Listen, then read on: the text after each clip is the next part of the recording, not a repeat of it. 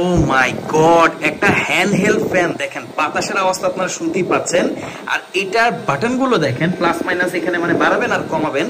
মানে ছোটখাটো একটা ফ্যান, 2000 mAh নাকি ব্যাটারি দিছে, আর এটা তুফানের মতো বাতাস দেয়, কি বলবো। আবার এটা ডিজাইনটা দেখেন, ফিচারিস্টিক একটা ডিজাইন, মনে হয় কি ফিচার থেকে কেউ ফ্যানটাকে পাঠিয়েছে।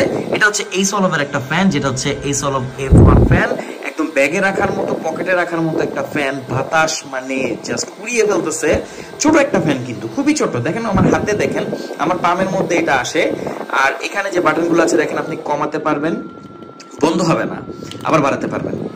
5টা স্পিড, মানে 1টা 2টা 3টা 5টা স্পিড দিয়েছে। আর একদম কম স্পিডটাও মোটামুটি ভালোই বাতাস আসে, মানে যেটা আপনি ফেসের কাছে রাখলে আর কি সুন্দর একটা বাতাস পাবেন। আর 5 নাম্বারটা ভাই অসাধারণ, একদম জেট যে এয়ারপ্লেন আছে সেরকম কিন্তু সাউন্ড দেয়।